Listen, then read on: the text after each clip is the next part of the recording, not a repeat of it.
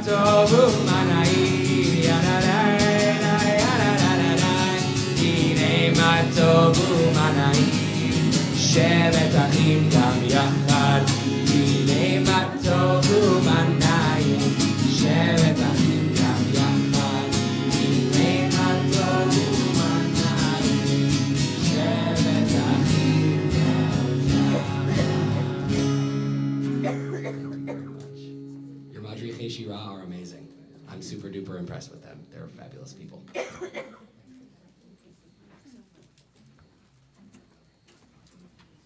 Shabbat Shalom. As Michael Kaplan said to me earlier tonight, this, while for some of you might be the first time you see me, this is far from my first time being in this sanctuary. It very much feels like coming home for me. When I first came to Los Angeles for rabbinical school, Rabbi Kipnis, Rabbi Weiss, this community reached out to me as someone who might be able to contribute in the religious school and with the incredible youth group that exists here. And little did I know that over the course of the 2 years I spent here, I would be welcomed in such a powerful way.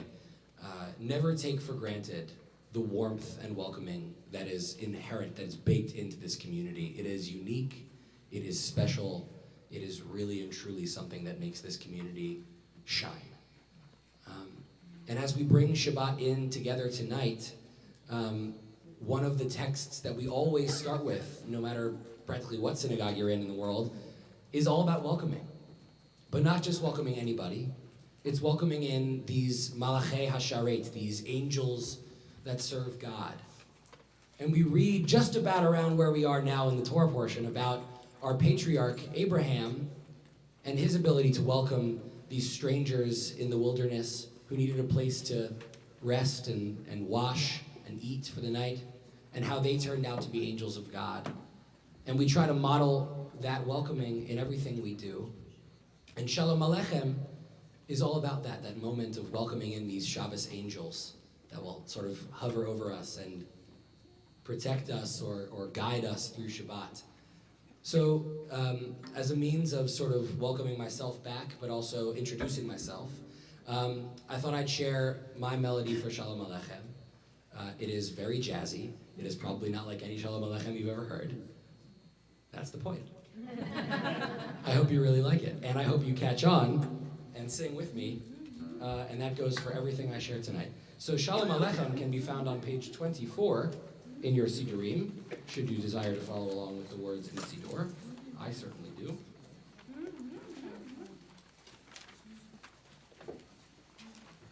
And the melody goes something like this.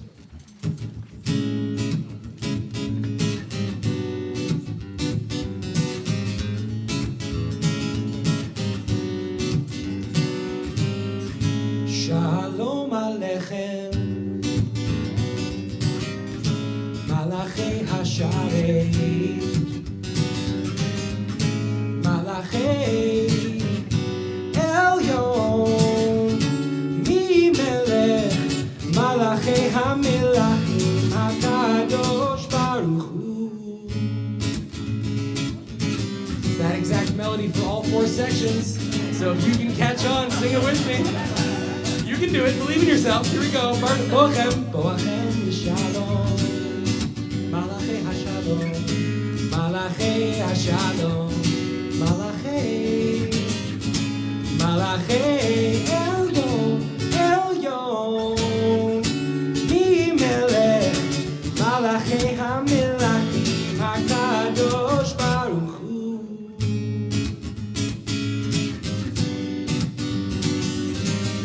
Baruch me the shalom, bless me with shalom. 3rd stanza down. Baruch me the shalom. Malachei hashalom.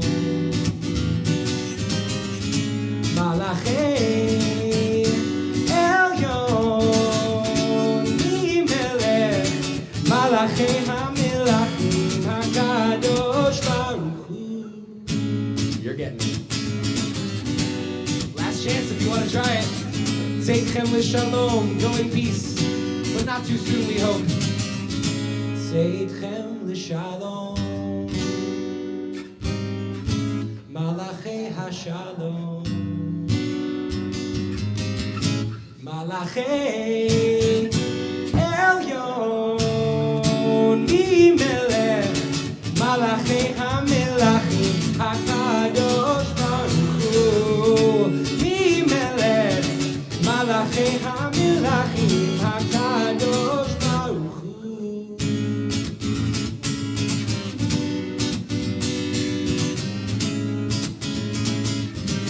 Let's just sing Shalom Aleichem one last time.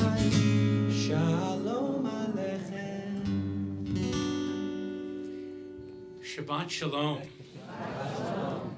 Welcome. Thank you all for coming out this Shabbat to worship with us, to learn, to hear beautiful music. I'm Rabbi Paul Kipnis, one of the rabbis here at Congregation RME.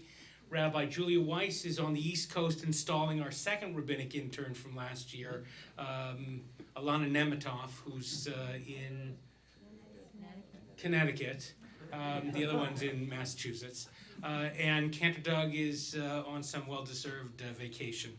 We are here tonight to celebrate Shabbat. In a while after the formal part of the service ends, we'll have a chance to listen to and speak with our congressperson, Ted Lieu, one of the congress people that covers the catchment area of the congregation, and we'll introduce him in a little bit. But tonight is a special Shabbat in addition, because we're calling this Shabbat MusicLab. We have a cantor who is second to none. And it just happens that this was happening. This was when Noah was available and the cantor happened to be off today. But the idea is that there's so much fabulous music coming from cutting-edge composers and singers and songwriters that let's bring them into Congregation RME. And so with the support of a number of congregants, this year we have 5 different singer-songwriter, musicians, composers coming in. And one of the first is Noah Diamondstein. As he told you, he taught in our religious school. He excited, engaged our young people. He transformed with Rabbi Julia our youth services. And he inspired our Madrechei Shira, our young song leaders. I think you started the program with Rabbi Julia. Noah is a multi-instrumentalist who plays almost every instrument on his records, from guitar to bass to drums to banjo to mandolin to vocals and to more. Did I miss anything? More covers the rest, I think. Fantastic. His lyrics, he goes from folk to pop to hard rock. You'll hear a whole bunch of his music here. His lyrics address prayer, mental health, Israel bettering the world, and what it means to be strong. Most exciting is that Noah's first album, Ashira Ladonai, was recorded in 2018 and produced and engineered by the notable Jewish music artist Dan Nichols. This album is fantastic, and later on I'll tell you about it, how you can get a CD or a card to download it. If you don't know what that means, you want a CD because your computer probably still has a slot to do that, but I'll tell you about that later. But so tonight we will spend some time and hear some beautiful music and be uplifted. Let your mind open to the music as the prayers sink in different ways. We also later on will talk about tonight as an anniversary of many things. We're here in the week of the anniversary of the shootings at the Borderline Bar and Dance Club. We are here, and this is the week, this may be the day, a year plus or minus, when the fires, particularly the Woodley fire, what's that? Yeah, today, that sent about 80% of our congregation out into evacuation, or were in mandatory evacuation. And then we're Congregation RME, our clergy, our interns, and volunteers really led the West Valley Jewish community to connect and support each other during these times. And then also, this is the anniversary of Kristallnacht, that night of broken glass, and we'll tell you about that. We'll talk a little bit about that later on before Kaddish. But for now, we want to welcome you all here. Thank you for worshiping with us, and I'd like to call up the past president, past president, I guess, of our youth group, now a student at UC Riverside, a child of social justice, love of Israel, and the inspiration for some of these youth packages we sent out to young adults from the congregation all over the country. So Maya Weiss, come on up and help us light candles. Let's turn to page 2.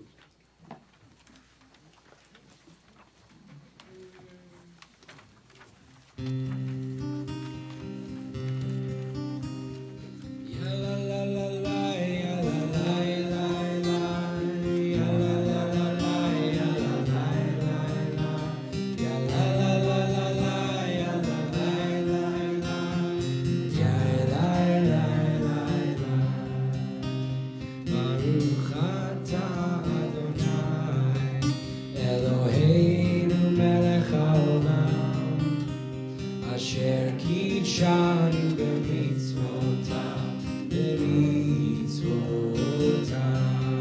v'tzivanu le'adlikne, v'tzivanu le'adlikne, v'tzivanu le'adlikne, shel Shabbat.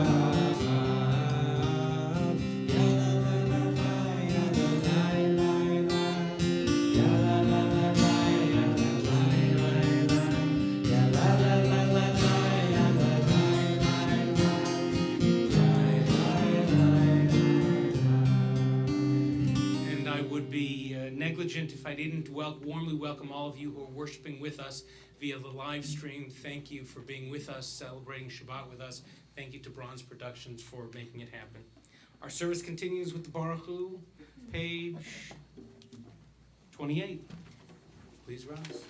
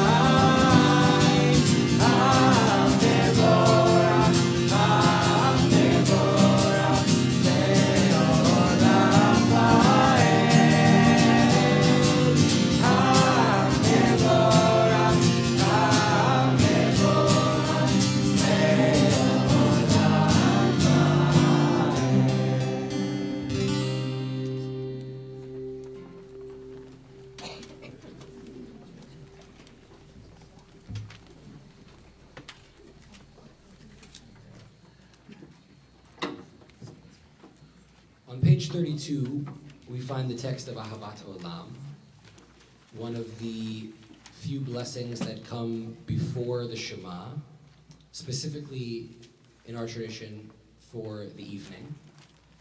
And it talks about God's love for us. And it's not a cliche love. It's a really deep and meaningful love that we're talking about here, because it's not the kind of love that screws up and then buys you a box of chocolates to make it better. It's the kind of love that makes us better people. We get that love through Torah, through the tradition that we're given.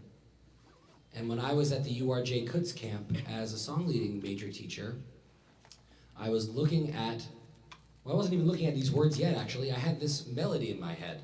And I kept singing it over and over and over again. And I was like, this is probably going to be a song at some point, but I have no idea what it's going to be. And my friend Danielle, who's in the cantorial school right now, came to me and said, you should put some words to that. I said, I don't know what it should be. She said, well, open the Siddur, see what comes up. And when this prayer of love and this melody collided with each other, it was like Besheret, speaking of love. I mean, it really felt, they felt like they belonged to each other. And you actually already learned it. I mean, some of you did. Those of you who were paying attention during the beginning of services when we were schmoozing and sitting down, heard this melody already tonight. goes like this. Ya-da-da-da, ya-da-da-da, ya-da-da-da-da-da-da. Wanna try it? Ya-da-da-da, ya-da-da-da, ya-da-da-da, ya-da-da-da-da-da.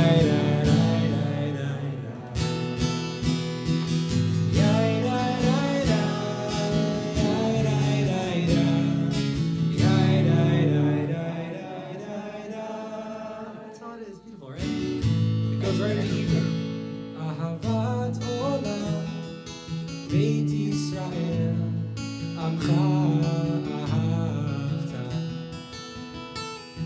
Torah u'mitzvot, chukim u'mishpatim, otanu lemadeta. Then we're going to jump to Ki Hem Chayenu, about 6 lines from the bottom. Ki Hem Chayenu ve'orech yameinu uvahem neged yomam v'layla. Just keep on going. Ve'ahavatcha al tasir mimenu le'olamim.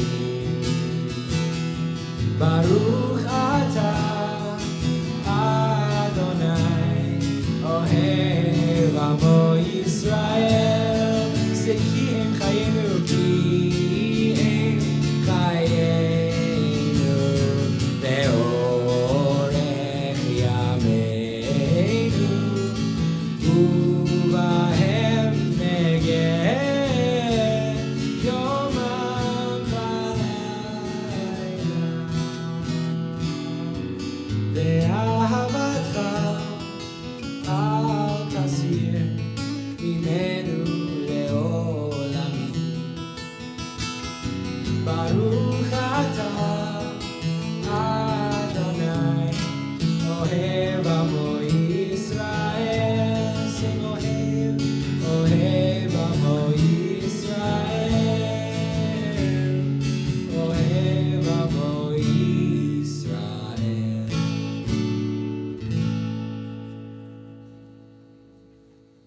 Continue with the Shema, with the words, beautiful words, composed by the incredible cantor of this community. The Shema can be found on page 35.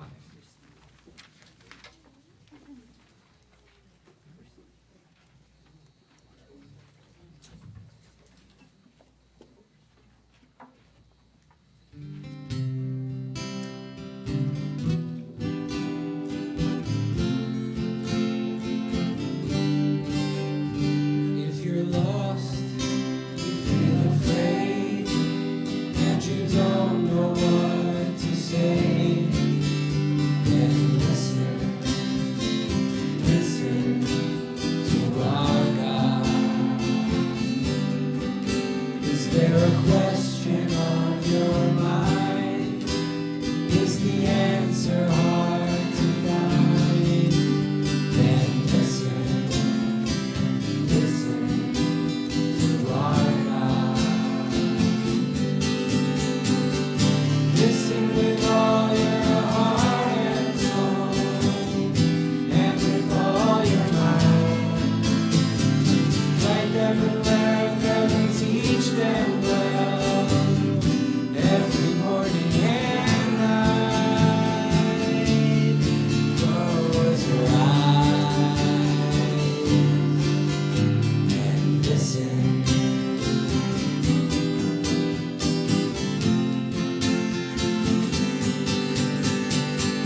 Quiet yourself, there's nothing to say. Stop all the chatter that gets in the way. Listen, listen to our God. When the wind and the thunder finally disappear, there's still a voice that you can hear. If you listen, listen to our God. You can hear it from the top of the highest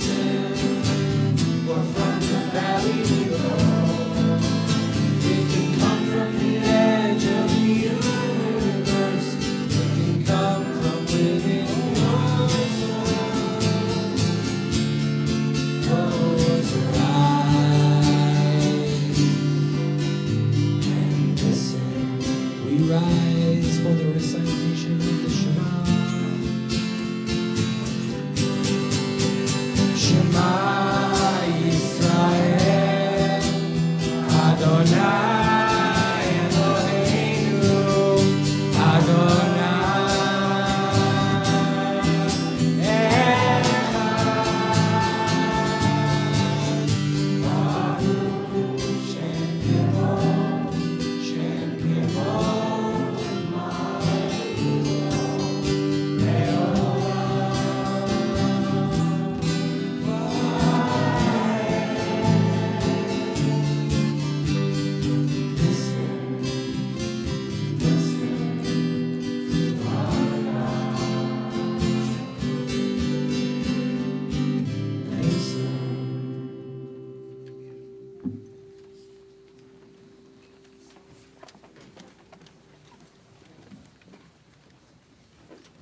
On page 40, we'll find our Song of Freedom, Micha Mocha.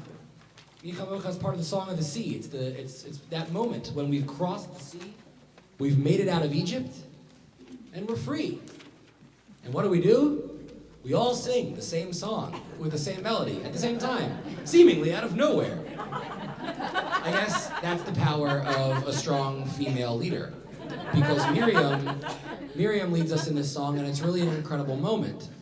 And theoretically, all we have are drums or timbrels or whatever those are, or tambourines. And that same summer that I wrote that Ahavat Olam melody, I was singing at Kutz in what's called the Teatron, which is this sort of outdoor theater-like structure that actually extends out onto the water of their lake. So if you're standing at the edge of it and looking out the open walls, I mean the walls only come up to about my chest and then they're totally open, you're literally looking down into the water. And so I got to thinking about that moment, being near the water all the time when I was praying. And I asked myself the question, what would have been the background noise at the sea? Like, behind all those drums and all the singing, what would have been the sound? Ah, yeah, well, Egyptian soldiers drowning slowly in the water, maybe. A little dark.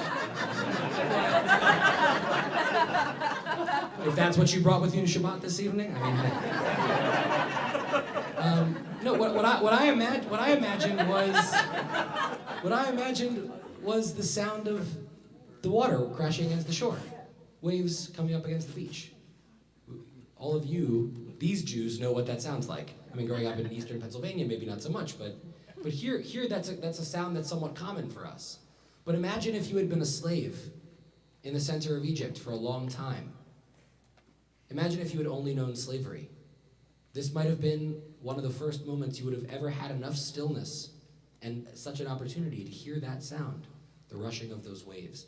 And so I wrote a nigun that accompanies this melody of Micha Mocha that we're going to sing tonight, that I just try to imagine waves coming in and out on a beach. So hopefully we'll figure it out.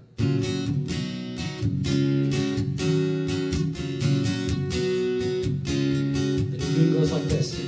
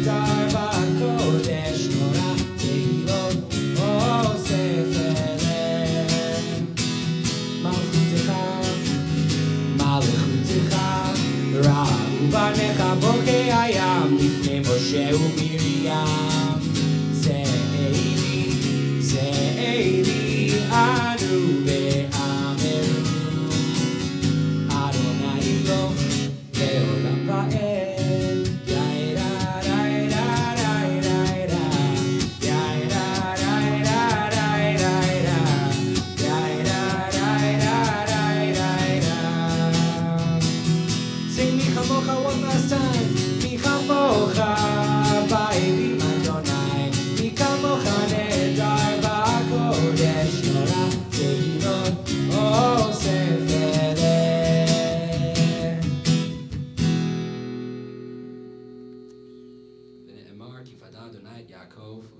yad chazak mimenu. Baruch atah Adonai Ga'al Yisrael. Blessed are you, Adonai, for redeeming Israel. We'll turn ahead to page 44. We'll save Hashkivenu for when we're actually going to go home and lie ourselves down to sleep. And instead we'll sing our favorite song, straight from the Torah, all about why we're here tonight. Shamru b'nei Yisrael et HaShabbat la'asot et HaShabbat v'dorotam berit olam v'shamru b'nei Yisrael et HaShabbat la'asot et HaShabbat v'dorotam berit olam beini uvein b'nei Yisrael Oti leolam, v'shamru b'nei Yisrael et HaShabbat la'asot et HaShabbat v'dorotam berit olam. Ki sheshet yamim asa Adonai et hashamayim ve'et haaretz v'shamru b'nei Yisrael et HaShabbat la'asot et HaShabbat v'dorotam berit olam. Uvayom hashvi'i, that's today, Shabbat vayinafash, Shabbat vayinafash, Shabbat vayinafash.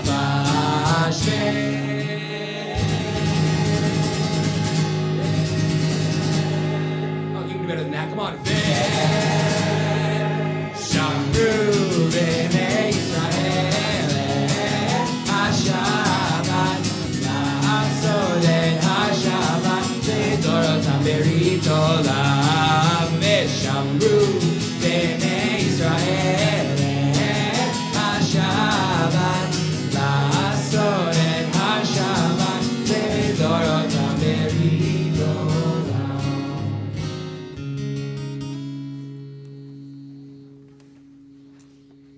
There was that moment at the burning bush when Moses spoke to God.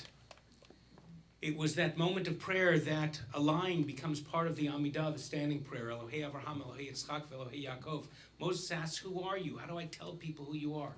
God says, I'm the God of your ancestors. God of Abraham, God of Isaac, and God of Jacob, God of Sarah, God of Rebekah, God of Rachel, and God of Leah. Moses didn't have a prayer book at that moment. He stood before a near tamid, an eternally burning light, and he poured out his heart. So I'm going to invite everybody to stand now. And we're going to do a silent Amidah. If you need to, you can pray in the books, page 48 onward. Or you might be like Moses. Stand before that light, that burning bush, and open up your heart to the words deep inside. We'll begin with our nigun, and then we'll pray. When you are finished, you'll be seated, please, and then we'll continue.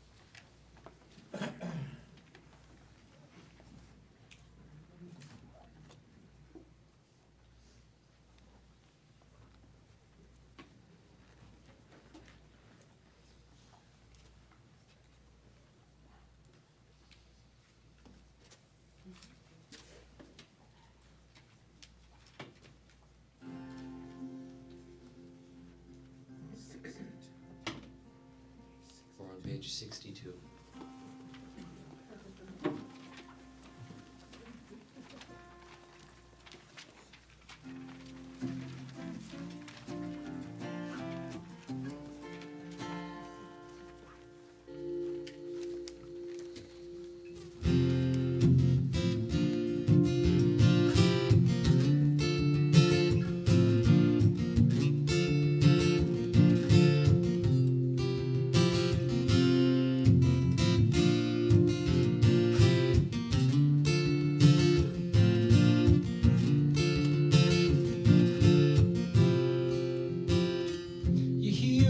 רצון ממרפי והגיון ליבי לפניך אדוני צורי וגואלי אדוני צורי וגואלי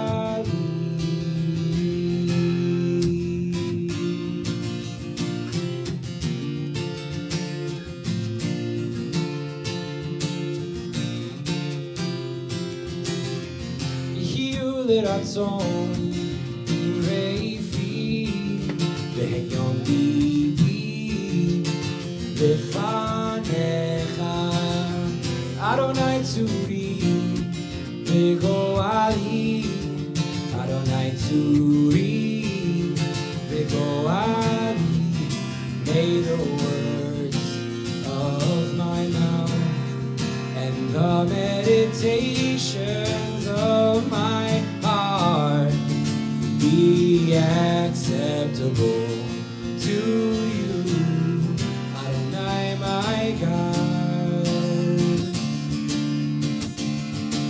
May the words of my mouth and the meditations of my heart be acceptable to you, Adonai my God.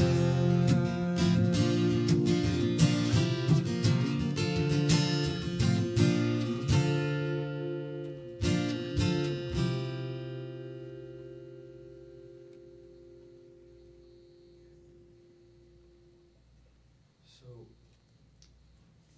there's only one song from the record that me and Dan got to make together that isn't specifically built for prayer that I'm going to share with you tonight.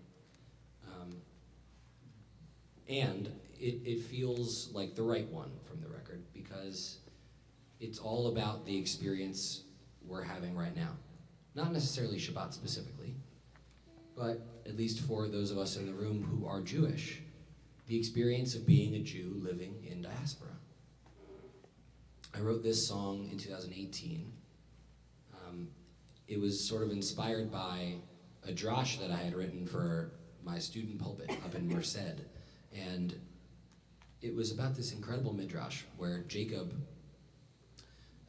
lies his head down on the rock and has the dream where he sees the ladder to heaven. And in this midrash, Jacob sees 4 angels, not just a whole multitude or not just one, but specifically 4.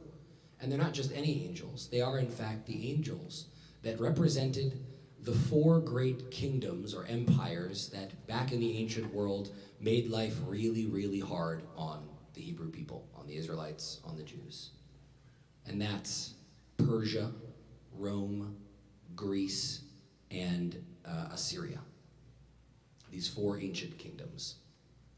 And the Midrash gets told 2 ways. The first way goes like this. Jacob sees the angels going up and down on the ladder, and he sees the angel of Assyria go up so many rungs and come back down. And then he sees the angel of Greece go even higher than that and come back down. And then Persia goes even higher still and comes back down. And Rome goes so high that Jacob can no longer see the angel of Rome. This midrash is written about 70 years or so before Rome falls, around the year 400. And Jacob says to God, what's the deal? Is Rome never going to fall? And God says to Jacob, don't worry. Even if Rome flew like an eagle and made its nest right beside me, I would still bring them down eventually. That's version 1. Version 2 is a little different. In version 2, All 4 kingdoms go up and down the ladder, even Rome. And then God says to Jacob, it's your turn. It's time for Israel to get on the ladder. But Jacob's a smart cookie. And he says to God, I just watched the 4 most powerful empires that ever roamed this earth go up and come crashing down. Isn't the same thing going to happen to me? And God says to Jacob, Im ata oleh, if you climb, ein lecha yeridah, there will not ever be a fall for you. But the kicker of the story is that Jacob doesn't believe God and doesn't get on the ladder. Our people took it upon ourselves to get on the ladder in around the turn of the 20th century, and certainly by the time 1948 rolled around. And now we've got these 2 different nations on the ladder at once. It's almost like we've got our feet trying to wrap around both sides. On the one foot, we're Americans. This is our home. I've never known a home other than this country. I love this country. On the other foot, we have Israel. This incredible visionary place that, just like America, is full of incredible flaws and challenges, and just like America is leading the world in our name. And we're climbing this ladder sort of on both sides at once. But what happens when one of our feet starts to stumble? What happens when one of our nations falls a few rungs down? Do we get pulled apart by that? I wrote this song in 2018, 17 years after the fall of the Twin Towers. I was playing on sevens a lot. It was the 70th year of the 70th anniversary of Israel's creation, 17 years since the Twin Towers. And as the song begins, 70 years before the fall of Rome. The song is called Climb.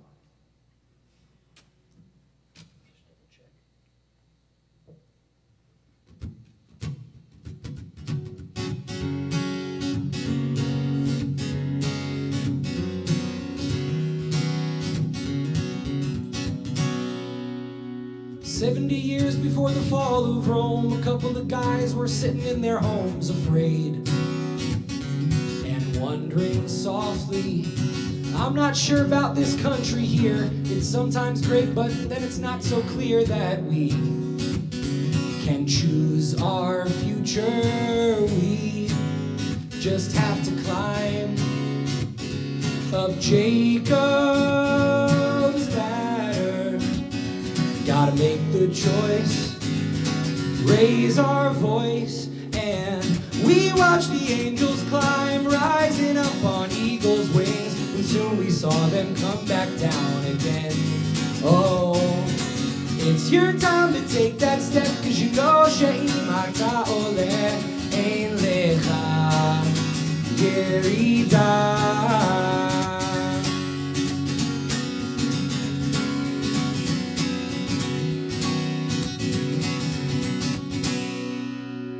17 years since the towers fell, no ladders, dreams, no fairy tales. Oh, how could Jacob know?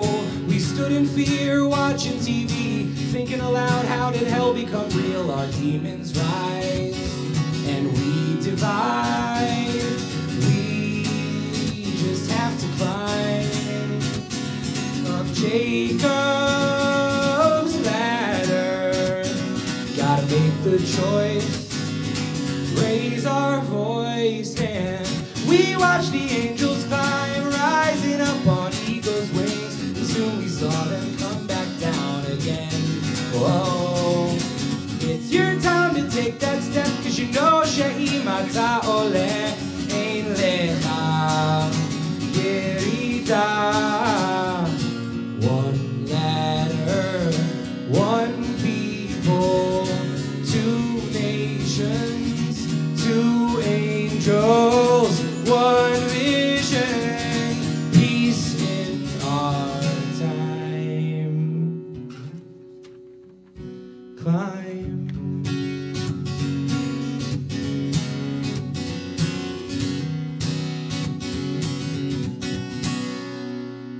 "70 years since we built our home, someone yelled, we are not alone." We climb, rung after rung, sticks and stones and wounded hearts, wars and walls can't put out the spark we dream.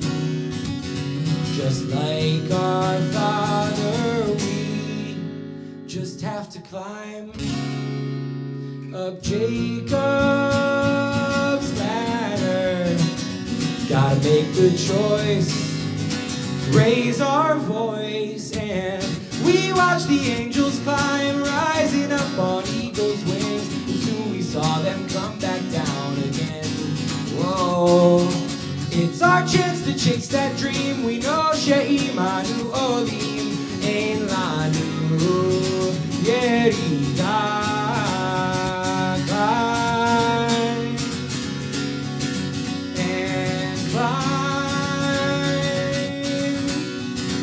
and climb and climb and climb.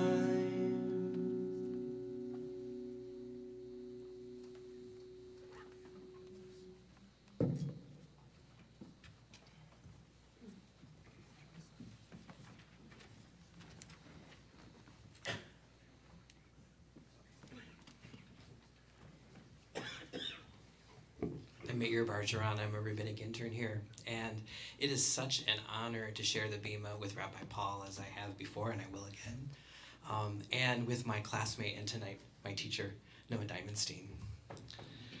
As Noah taught us in words and in song, angels and nations, and as we know in our experience, people go up and go down.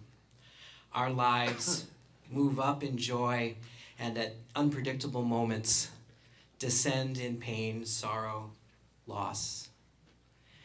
And as a community, as a Jewish community, we have a way of being with each other for those moments. We will be saying the blessing for healing, Misha Berach, in just a moment. But I wanted to reflect briefly just on how it is that this blessing works for us. We come together to pray for our healing and for the healing of people we love and for people we don't know.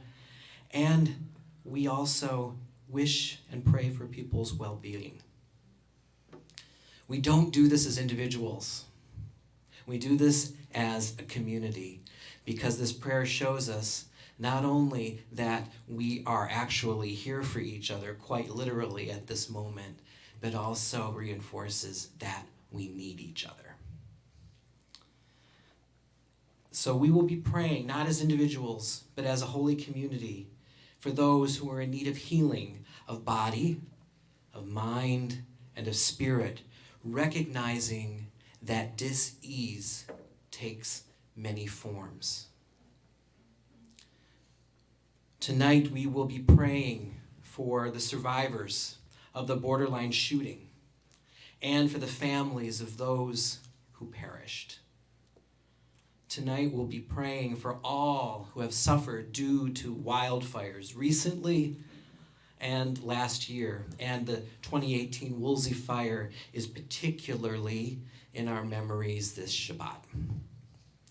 We pray also for caregivers who love and support those who live with illness and with injury. And tonight, we pray for those who are in our hearts. What I'd like to ask of you is, if there's someone in your heart tonight, I want to invite you to share their name and a word about their relationship to you, my father, my brother, my friend, so that we can pray for them with you. And we'll start on this side of the room and call out the name of someone who's in your heart.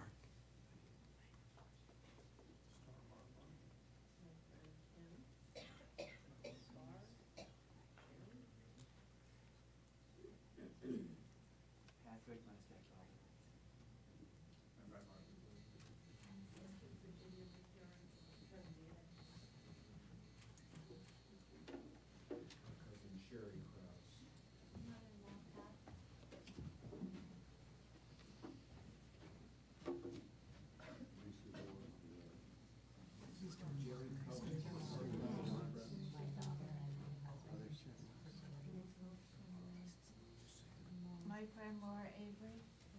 My mother-in-law is Lenore Rosen. My husband, Leslie. My daughter, Rachel. My cousin, My Paul. mother-in-law, Gary. Our friends, the Our friend Peter Wells. We pray for them with you. Please turn in your Sidurim to the Misha Berach on page 253, 253.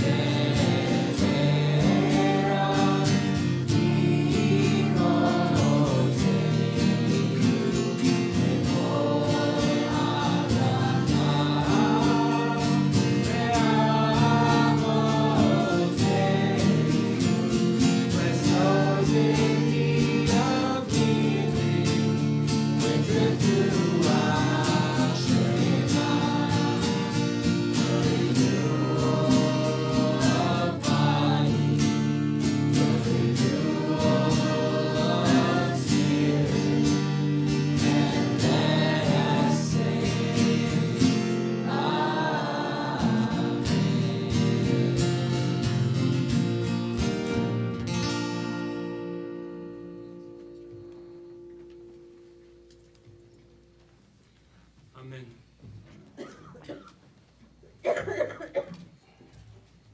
A few quick announcements.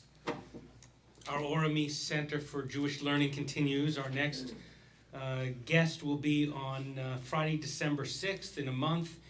Social Justice Shabbat with Rabbi Jonah Pesner, the director of the Religious Action Center of Reform Judaism, one of the major organizations in our movement, speaking on anti-Semitism, white supremacy, and bigotry in policy and practice, how the Jewish community can organize and create a more just society for all. On this Tuesday night, Michelle Fogley, LMFT, licensed marriage and family therapist, will talk about how to get your teen or preteen talking and keep them talking for anyone who has kids, grandkids, works in the field. This isn't my Hanukkah shopping. But those boxes out there need to be filled because on November 17th, which is a week from Sunday, right? 16th? Whatever, it's a week from Sunday, it's out there written down. 17th, thank you. On the 17th, we're going to be turning this place into a sacred assembly line, putting together 400 comfort bags for kids who will ultimately go into foster care because they need a safe place to grow. So we need 10,000 items. I think we're close to about halfway there. We still need playing cards. I think we have enough stuffed animals, but this was so cute I had to bring it with me. We do need, this is my frozen nightlight. We need some more of those. And on the board out there it says what else we need. We need this stuff. Get it. Go to your contacts who know people who have things. The whole list is out there. But please do it and then come and help us fill these bags. We have had people come back to the congregation who received those bags, whose life went on and said, in a moment of darkness, it provided the light. Orami, light of my people, light of all people. Let's make that happen. And then, lastly, I will let you know that two things. Next Shabbat will be a Shabbat pajama party at 4 o'clock. I'll be in my footsie pajamas with Rabbi Weiss and Andrew Fromer. And then we're having our shebang dinner and scientific family service at 6:30 with 6 Points SciTech Camp. You're going to want to be there. And then on the 23rd is Torah study with Rabbi Paul here in the sanctuary. It's 1 hour, 8:30 to 9:30. Come as you are. If you're going to the gym, wear your gym clothes. If you're going out to play with the kids, wear your shorts. If you want to get dressed up, go ahead, but I won't be. But we'd love to have you. We'll study, we'll learn, and kick your Shabbat day off to a great start. So please join us for that. There's more things happening. Our interfaith training for homelessness. It's not enough to be concerned about all that homelessness out there. We have to act and make things happen. So Reverend Zachary Hoover of LA Voice and Rabbi Julia Weiss will be doing a 2-hour training here at Congregation Orami. Let's put action behind our words, so please come and be with us. It's the anniversary, I think the 81st of Kristallnacht. That night, I'm sure I have the number of years wrong, but 1938. I got 81. In a town called Meppen, a small town north of Germany near the Dutch border, there was a family of Jews whose family had settled there 400 years before the Holocaust, probably as the result of the Spanish Inquisition. The patriarch of the family was head of the long-standing Jewish community in town, which had a beautiful synagogue. That synagogue was burned to the ground on Kristallnacht, November 9th, 1938. The Nazis required then the Jews of Meppen, Germany, to clean up their own filth, to quote them. This man was then 28 years old and was forced to clean the ruins of the synagogue as school children were brought in to watch, quote, the pigs in their trough. The man saw the burnt, torn piece of a breastplate, silver breastplate. The whole thing had been this big, and now about this much remained. He took it and hid it in his pants. And he went on cleaning. Had he been found out, he would have been killed. He took this breastplate with him through his journey, which included a work camp, 9 months in England, then to Boston in the 1940s. And it remained in his house for years. When Olivia and Andy Cohen Cutler joined John, Stephanie Wolfson, and others starting Congregation Orami, they got a hold of this breastplate and brought it to Orami on Yom HaShoah then, so that this breastplate from the home of his family, their family, could live again on the Torah in their new synagogue. And if you look on the big Torah in our ark, you'll see that piece of the breastplate. After services, do come up and take a look. We keep the memory alive, not just by objects and not just by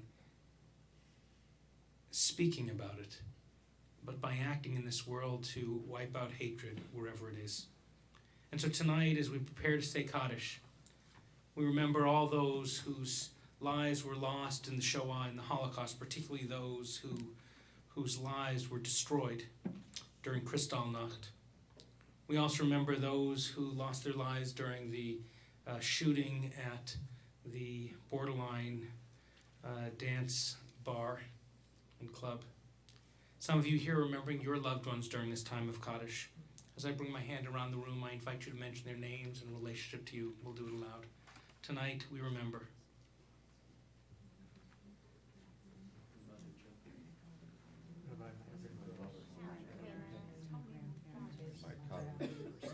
My colleague Jay Rose.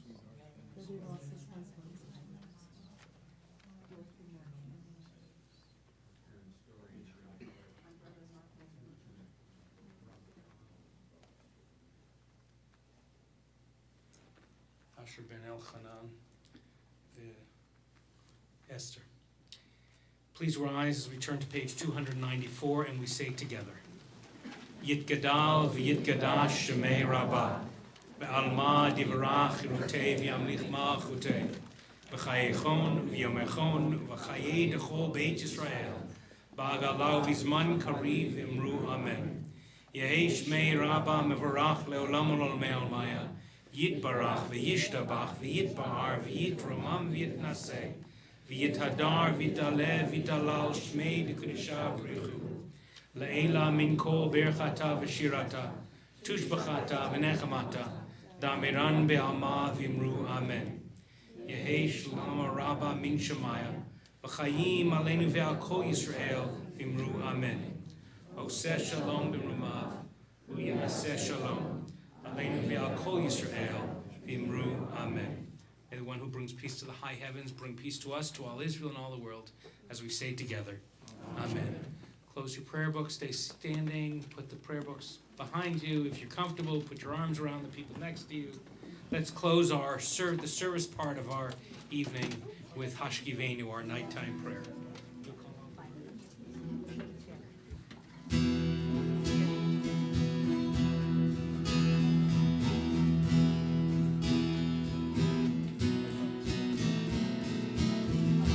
Hashkivenu Adonai Eloheinu L'shalom, L'shalom, V'ha'amidenu Shomenu L'chaim, Ufros Aleinu, Ufros Aleinu, Sukkot Shlomecha. Ufros Aleinu, Sukkot Shlomecha. Amen.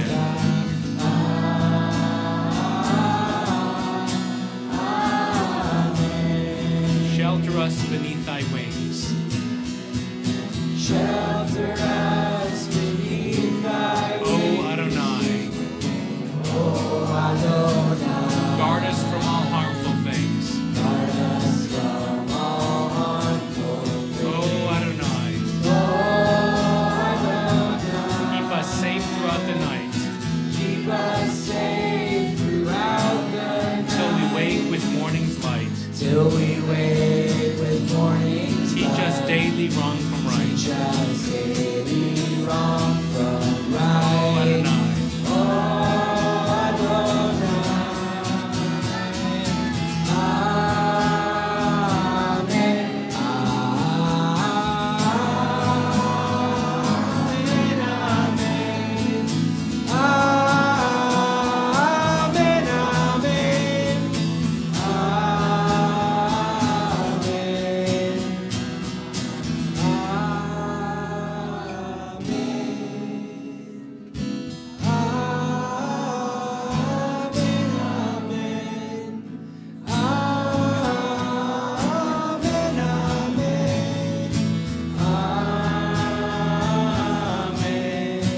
Amen.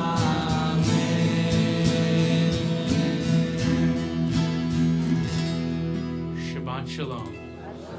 Please be seated. Madrache Shira, just introduce yourself by name and what grade you're in. What grade you're in. I'm Colin. I'm in 9th grade. I'm Elijah. I'm in 7th grade. I'm Eden, and I'm in 7th grade as well. Fantastic. Thank you all. Thank you also to, this is going to be ending this part of our service. The service part is ending now, and I'll tell you why in a minute. But before we do, thank you to our music leader, composer, singer, rabbinic student, Noah Diamondstein. You brought beautiful music to us. I know everyone wants to hear this again and again, and you can by getting the CD, Ashir Al Adonai, or by getting a download card, which any 4th grader or probably 2nd grader can teach you how to do on your computer. $10 for the CD, it's $7 for the download card. After we let out here, Steve Kellerman will be at the welcome table, and we're not taking money tonight, but you just give your name. If you have a credit card on file, tell them and we'll check it. If not, leave your phone number and we'll, actually everybody leaves your phone number and we'll search you out. This is a young rabbinic student. He's going to be a fantastic rabbi as he moves off next year, but now I want to make sure he eats well. I want to make sure he has a little to go out and enjoy life. So get 2 or 3 or 4 Hanukkahs coming up, some download cards. Make it happen, okay? Make me proud. Thank you.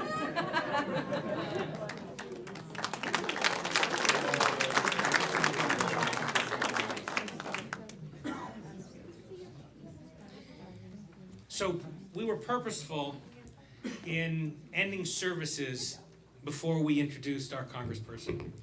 And the reason is because some people come to services and you just want to be able to say Kaddish or Misha Beirach and be done. And so if that's you and there are people in your site in the first year of mourning and you want to step out, please feel free to do so.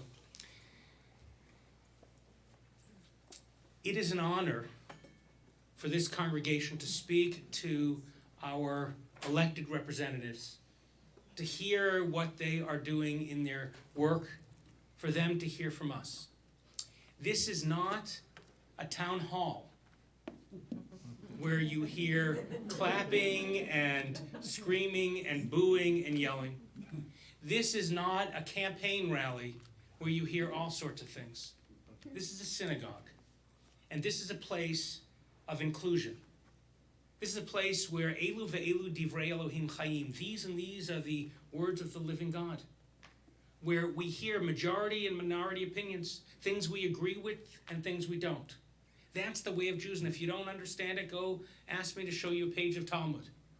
And there may be, this is the rule, but this rabbi disagrees, and this one disagrees, and that one disagrees even more, and that one condemns it. But in here, tonight, and hopefully all nights, we are going to show the world how we should act, not only in the political arena, but everywhere, where we recognize that people differ in their opinions, but we come together to hear.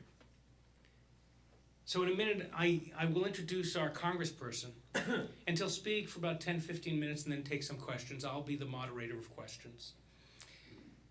We'll go from there. Congress,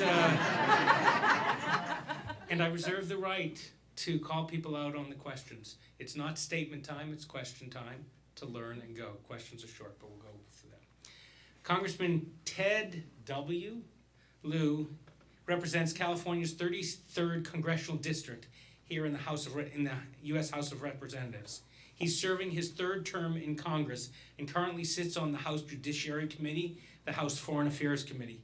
He was also elected by his Democratic colleagues to serve as co-chair of the Democratic Policy and Communications Committee. There's all sorts of other interesting things here and here.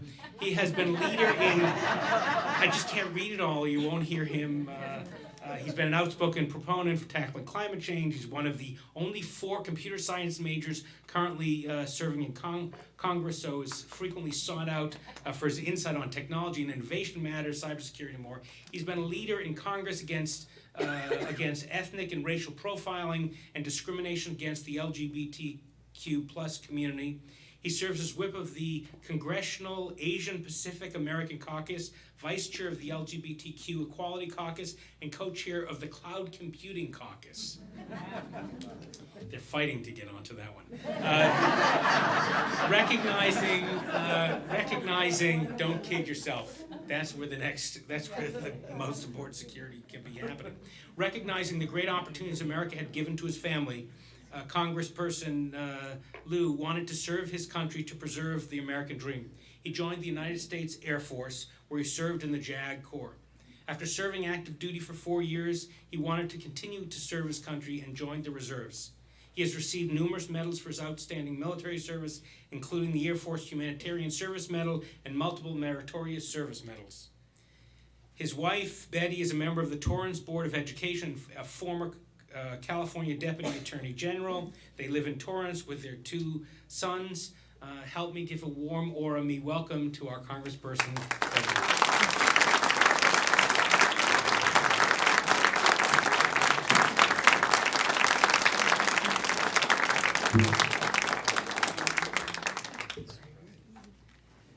Good evening. Thank you, Rabbi Kipnis, for inviting me, and thank you to Congregation Orami for having me here. I'd like to recognize my longtime friend Adam Traeger, who I've known since law school, and his wife Melina. Thank you for being here. So I'm going to talk about 2 local issues tonight, fires and homelessness, and then about 2 issues I'm working on in my committees in DC. One will be on gun safety legislation, another will be the U.S.-Israel relationship, and then I'll answer any questions that you may have. Before I do that, I'm going to share with you a little bit about my story, which is the same as many Americans. I am an immigrant, and when my parents looked at a map of America, they said we're going to Cleveland. So that's where I grew up. We were poor. My parents did not speak English well. We started off living in the basement of a person's home, and they went to flea markets and sold gifts and jewelry to make ends meet. After several years, they were able to save up their money, open one gift and jewelry store in the shopping center. Then they worked hard 7 days a week, saved up their money, and then opened one gift and jewelry store in the shopping mall.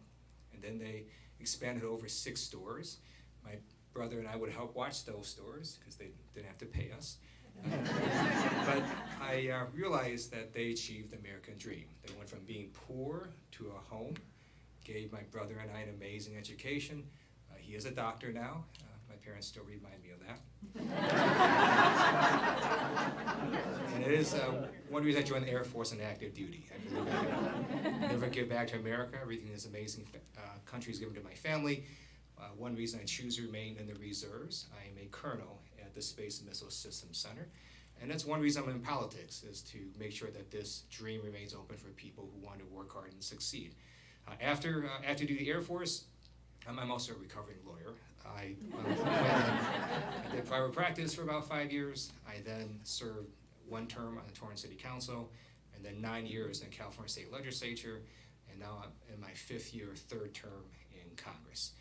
And I represent this amazing, beautiful district that goes from Malibu in the north, and then it has Calabasas, Agoura Hills, and it goes south and gets Santa Monica, Venice, Manhattan Beach, and Palos Verdes along the coast. And then it also, in the middle, goes out to Bel Air and Hancock Park. I tell people I have one of their least angry districts in America. And one thing that, however, has affected this district are the fires. It's 1 year since the Woolsey fire. It was a very devastating fire. And during those fires, I do want to thank all the first responders that did so much to do all they can to keep the fires controlled. Congress members Julia Brownlee, Brad Sherman, and I, we did press conferences. We wrote letters to the administration. I do want to commend the Trump administration for providing full funding for the disaster victims. And then my district office, after the fires are done, we went and set up shop at the Conrad Hilton Foundation that opened up its offices, and we had all the levels of government there, city, county, state, and federal, and that allowed a victim to go to one place and get all the things that they needed together. As you can imagine, when your house burns down, lots of things get impacted, and that made it a lot better. We now have had additional fires, the Getty fire, the Palisades fire, so again, we'll be requesting full funding for those victims as well. And disaster assistance is something that traditionally has gotten bipartisan support in Congress. Members of Congress understand that when Mother Nature strikes, your party ideology doesn't matter. And from floods to hurricanes to wildfires, Congress has been pretty good in trying to provide disaster assistance to all the victims across America. In addition, we have a homelessness problem. It is a large problem. Last year, you may have seen California statewide had an over 30% spike in homelessness, which is pretty shocking when you think about that. And within LA County, the numbers have continued to grow. The federal government is responsible for homeless people who happen to be veterans. And we've been able to, actually, if you look at the numbers, maintain the homeless veterans population actually relatively stable, and there was, I think, a slight decrease last year. One reason is because we have a very good program called the HUD VASH voucher. It does 2 things. The HUD part provides housing to the veteran. The VASH part provides services. In addition, the West LA VA is in my district. It's the nation's largest VA. For many decades, it was quite dysfunctional. In fact, it got sued by veterans. Secretary Bob McDonald, a few years ago, came in and said, "This is stupid. Why are we having veterans sue the VA? We should settle this lawsuit."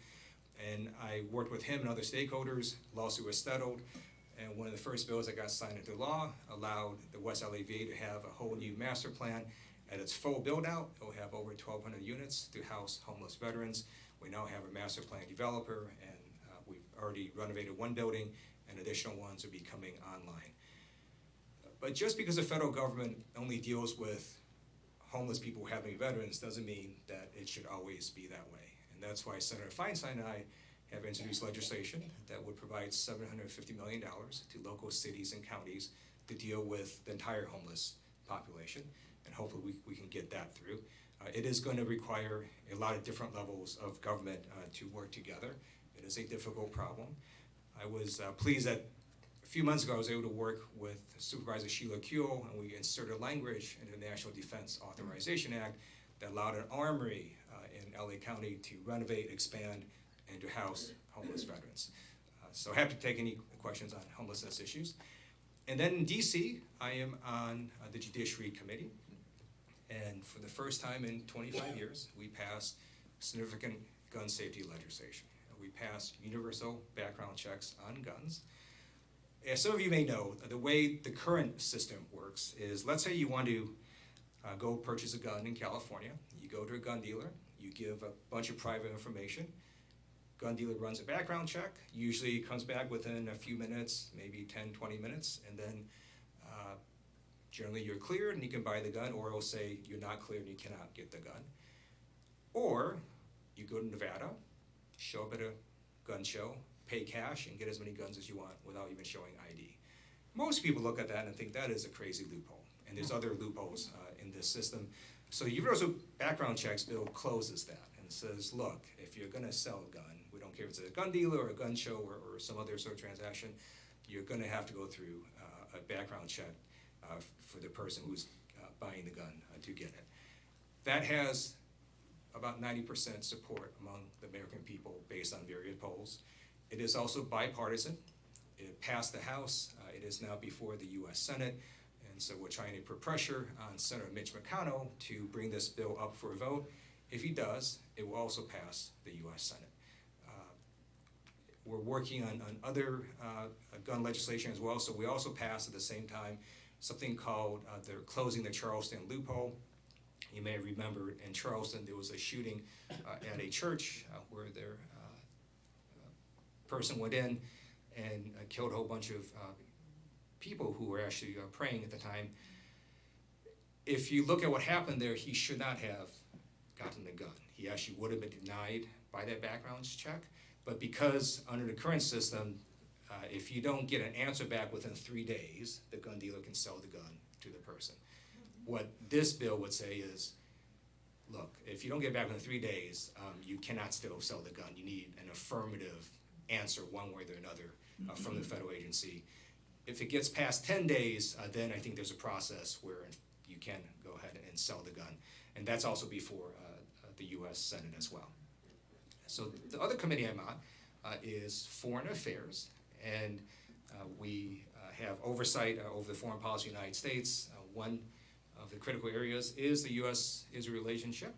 So I'm gonna, first of all, tell you why I'm pro-Israel. I've always known intellectually how important Israel is to the United States. It is in a critical region of the world. It's the only democracy in a very, very troubled region. And Israel is at the tip of the spear, pushing back against terrorist nations and terrorist groups. And I've always understood that it's critical to US national security. But I wanted to have a more emotional understanding of Israel. So I went to Israel with the LA Jewish Federation when I was in the California State Legislature. And I went with my wife, and we were a little scared because we were watching images on TV. It was bombings and everything's happening. And I remember we landed at the airport. There was this big demonstration going on. And I told my wife, I said, oh, there must be some national security thing happening. As we get closer, it's a teacher strike. I said, oh, look, it's the same old world over. So then they took us the next day to Jerusalem. My wife and I happen to be Catholic, and so we saw the Church of the Holy Sepulchre, really important to us. We also went and visited the wall, and then at a distance you could see the Dome of the Rock, and it was instantly very clear to me why this little region of the world had all this conflict for centuries. You had three major religions with very holy sites. These religions all within walking distance of each other. But we also saw at the time the promise of Jerusalem. At that time, the people were living peacefully, and it was an amazing experience to be in Jerusalem. A little bit later, they took us down south, and we went to a military outpost near the town of Sderot. Thank you. And we went to the second floor landing of this military outpost, and the IDF captain proceeded to give us a briefing. And he said, look across the horizon, there is Gaza. Israel provides most of the power to Gaza, and they launch rockets over. Didn't make a lot of sense to me, and as the briefing kept on going, at some point a younger IDF soldier comes up, second floor landing, proceeds to have an argument with the captain. And lasts for a couple minutes, and then a younger soldier leaves, and then the briefing ends in about 5 more minutes. So we go back on the bus, and I asked the guide, I said, what was that all about? And the guide said, the younger soldier told the older soldier, please get these people out of here. They're making us targets. And I remember at the time you could look up in the air and see these metallic balloon-like things that were early warning systems for these rockets that would come over. And it struck me that you could see the Israelis there working and playing and taking their kids to school and shopping. And at any moment, a rocket could land and kill them. A little bit later, they then took us to Tel Aviv, and we went to this restaurant that overlooked the water. We had shawarma. I love shawarma. And it was a really good meal. And then we went back on the bus, and the guide said, about 1.5 years earlier, a woman went into that restaurant, had lunch, and then blew herself up. And then the restaurant reconstituted, and they're still serving shawarma. And to see the resilience of the Israeli people was quite amazing. They also showed us a map of the threat to Israel from missiles. Some of you may have seen that map. It's simply Israel, and it's just crisscrossed with black lines. And they also explained to us how dangerous Iran was. So after that trip, I co-authored legislation in California that then became law that required California's pension funds to divest from Iran's nuclear and energy industries.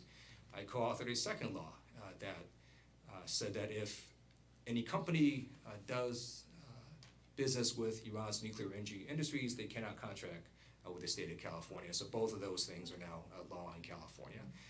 And then